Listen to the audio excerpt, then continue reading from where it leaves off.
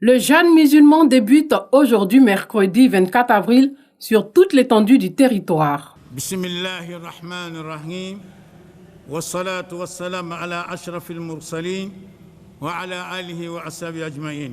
Le Conseil supérieur des imams, des mosquées et des affaires islamiques en Côte d'Ivoire, COSIM, et l'AMSI CODIS informent la communauté nationale que le croissant lunaire marquant le début du Ramadan 2020 correspondant à l'an 1441 de l'Hégire a été observé ce jeudi dans la ville de Bandoukou.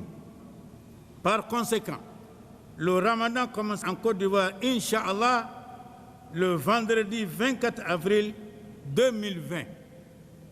Par ailleurs, les imams invitent les responsables des mosquées à ce qui suit. 1. Les mosquées restent fermées jusqu'à nouvel ordre. 2. Les prières de Tarawih et de Tahajjud se feront en famille en respectant les mesures barrières décidées par le gouvernement. 3. Les appels à la prière, c'est-à-dire l'azan, se feront aux heures indiquées. Les imams souhaitent bon Ramadan à toutes et à tous. Ce mois de jeûne est un mois de repentance et de privation. Elle va durer 29 ou 30 jours. La Côte d'Ivoire enregistre 52 nouveaux cas de la maladie à coronavirus. Le pays passe la barre des 1000 cas confirmés. Sur 504 échantillons prélevés, 49 guéris et 0 décès.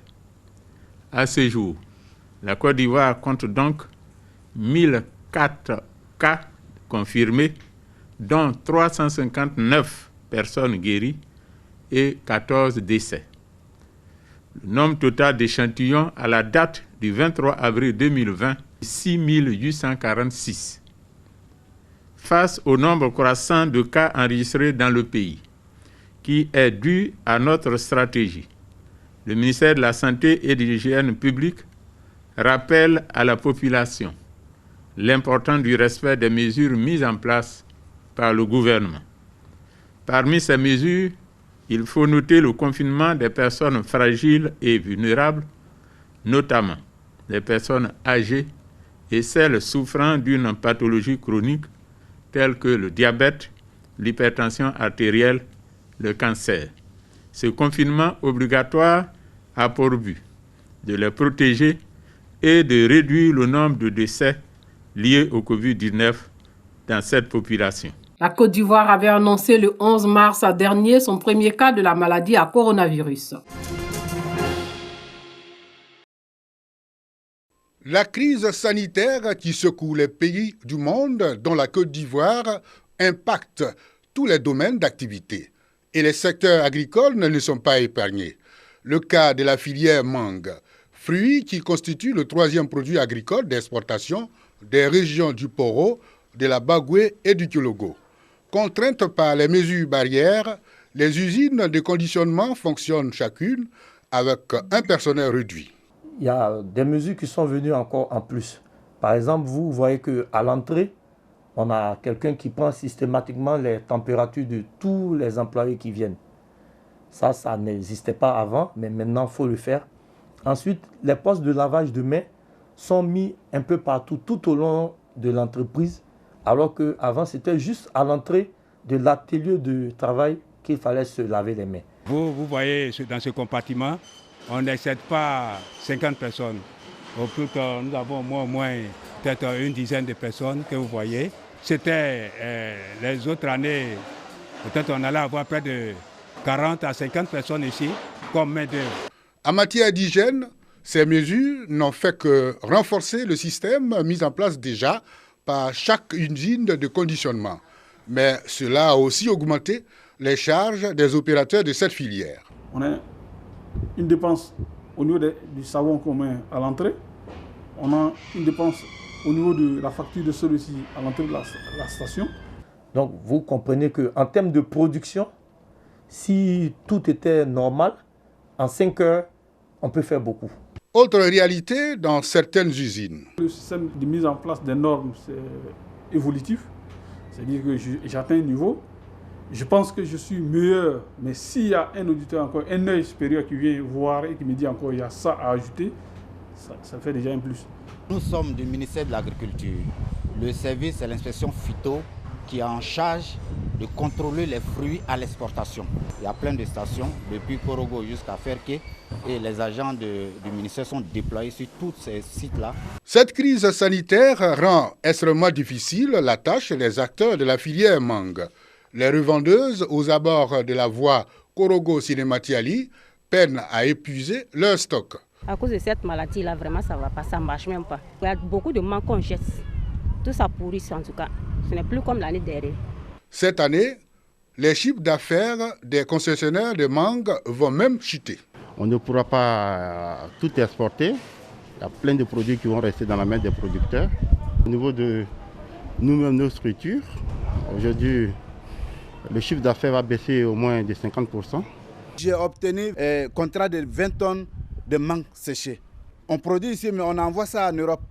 Ceux qui doivent consommer, eux-mêmes, ils sont dans la maison. Donc on devait commencer à l'air là, on devait être en train de travailler. Mais jusqu'à là, on n'a pas encore eu le financement. Les opérateurs de la filière déplorent également la lenteur du système d'écoulement de leur production vers Abidjan. Les camions qui viennent charger les conteneurs, on constate qu'ils sont bloqués à la sortie d'Abidjan. Donc vraiment, on lance un appel aux autorités. C'est des conteneurs vides qu'on les laisse passer, qui viennent rapidement charger, puisque c'est des denrées périssables. Une fois que c'est conditionné, ça n'attend que les conteneurs. Et quand on ne reçoit pas les conteneurs à temps, ça dit que ce produit-là, il sera foutu. La Côte d'Ivoire occupe le 3e rang des pays fournisseurs du marché européen, avec 32 400 tonnes par an. Avec toutes ces mesures barrières du fait de la pandémie du Covid-19, les opérateurs de la filière n'ont pas la certitude pour l'atteinte de la moitié de leur production d'exportation.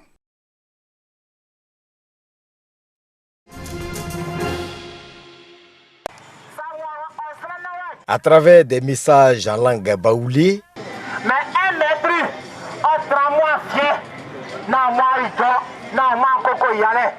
en malinké et en français, respectons les mesures de prévention. La Fondation Esdras sensibilise les populations rurales de Tuy, village situé dans le département de San Pedro, sur les gestes barrières à observer dans la lutte contre le Covid-19. Mégaphone à la bouche, des jeunes sillonnent les ruelles du village et le marché pour passer le message. Depuis le 16 mars, nous avons commencé cette sensibilisation à travers le village. Et ce matin, nous sommes venus renforcer cette sensibilisation par ce petit geste, c'est-à-dire quelque chose pour que le village puisse s'habituer à laver les mains, s'habituer à respecter les mesures barrières. Une sensibilisation accompagnée de remise de kits sanitaires. Un geste salué par les populations des Tuy qui ont promis respecter les mesures barrières pour freiner la propagation du coronavirus dans le département de San Pedro. Le parti présidentiel au Mali est en tête des élections législatives avec 43 députés sur 147 à l'Assemblée nationale pour une participation de plus de 35% selon les chiffres officiels provisoires. Le parti présidentiel, le Rassemblement pour le Mali, est suivi d'un autre parti de la mouvance présidentielle. L'Alliance pour la démocratie au Mali, ADEMA, obtient 22 députés. Vient ensuite la formation de l'ex-premier ministre et chef de file de l'opposition, Soumaïla Cissé. L'Union pour la République et la démocratie, avec 19 députés. Soumaïla Cissé, qui figure parmi les députés élus, a été enlevé le 25 mars dernier alors qu'il était en campagne dans son fief électoral de Niafounké dans la région de Tombouctou. Après le trio de tête, le reste des 63 sièges de l'Assemblée nationale se partage entre 18 autres formations parmi les 21 qui ont participé à ces législatives dont les premiers et deuxièmes tours se sont tenus respectivement le 29 mars et le 19 avril. 22 sièges avaient été pourvus au premier tour.